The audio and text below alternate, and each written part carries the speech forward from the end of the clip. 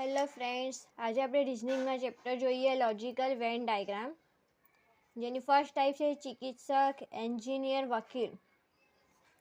આ ત્રણેયનો એકબીજા જોડે કોઈ સંબંધ નથી, ત્રણેય અલગ અલગ છે, તેથી તેમના ડાયાગ્રામ અલગ અલગ ડ્રો થશે.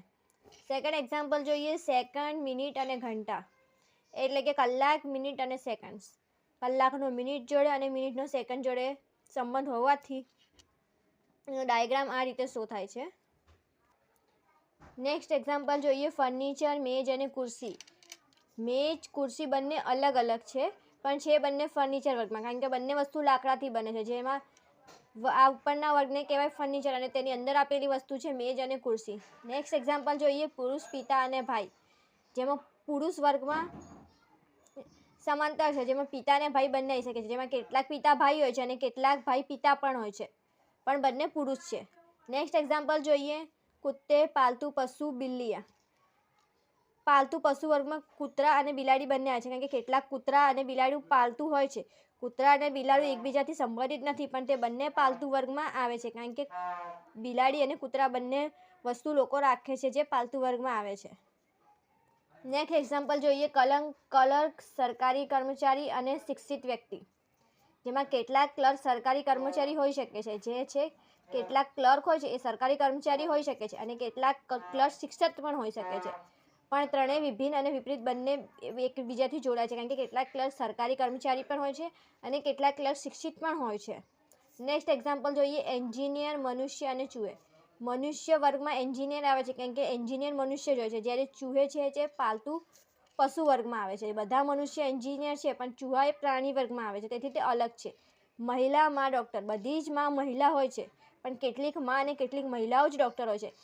મહિલા વર્ગમાં માં આવે છે અને ડૉક્ટર વર્ગમાં બી આવે છે, પણ બધી જ માં ડૉક્ટર નથી હોઈ શકતી, તેથી એનું ડાયાગ્રામ આ રીતે શો થાય છે.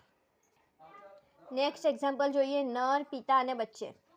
નર એટલે પુરુષ વર્ગ થાય, જેમાં પિતા આવે અને બાળકો પણ આવે, પણ એમાં એનું ડાયાગ્રામ અલગ એ રીતે થાય છે, કારણ કે બધા પિતા નર તો હોય છે, પણ તેમાં કેટલાક પિતા નર હોય છે, પણ બાળકો એ પિતા ના હોઈ શકે. પિતા એ નર હોઈ શકે, પણ બાળકો પિતા ના હોઈ શકે.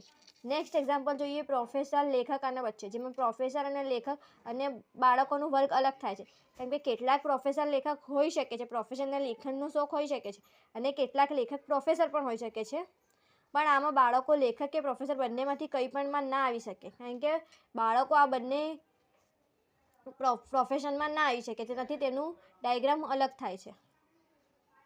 હવે એની સેકન્ડ ટાઈપ છે જે મેથ્સના રિલેટેડ હોય છે ડાયાગ્રામની, જેમાં આપેલા એક્ઝામ્પલ આપણે સોલ્વ કરીએ. બે આકૃતિથી સંબંધિત યોગ કયો છે? જેમાં બે આકૃતિનો સંબંધ હોય, તો આ અને આ બે આકૃતિથી સંબંધિત છે, તેમની ટોટલ 20 થાય છે. ત્રણ આકૃતિથી સંબંધિત ગુણનફળ કયો? ત્રણ આકૃતિથી સંબંધિત હોય તેનો ગુણનફળ 27 થાય છે. એક આકૃતિથી સંબંધિત સંખ્યા કઈ છે? તો એક આકૃતિથી સંબંધિત સંખ્યા 21 થાય છે, જે એક જ આકૃતિમાં આવે છે. નેક્સ્ટ એક્ઝામ્પલ જોઈએ બે આકૃતિથી સંબંધિત સંખ્યાનું ગુણનફળ 384 થાય છે. જે બે આકૃતિથી સંબંધિત સંખ્યા હોય તેનો ગુણનફળ 384 થાય છે. હવે નેક્સ્ટ ટાઈપ જોઈએ બધી આકૃતિની અંદરની સંખ્યા કઈ છે? તો 2. આ 2 છે એ બધી આકૃતિની અંદર આવે છે, તો બધી આકૃતિની અંદરની સંખ્યા 2 છે. સેકન્ડ, બે આકૃતિની અંદરની સંખ્યા કઈ છે? તો 5 અને 2, કારણ કે 5 એ ત્રિભુજની અંદર આવે છે અને આ આયતની અંદર આવે છે, એટલે 5 અને 1 બંને આકૃતિની અંદરની સંખ્યા છે.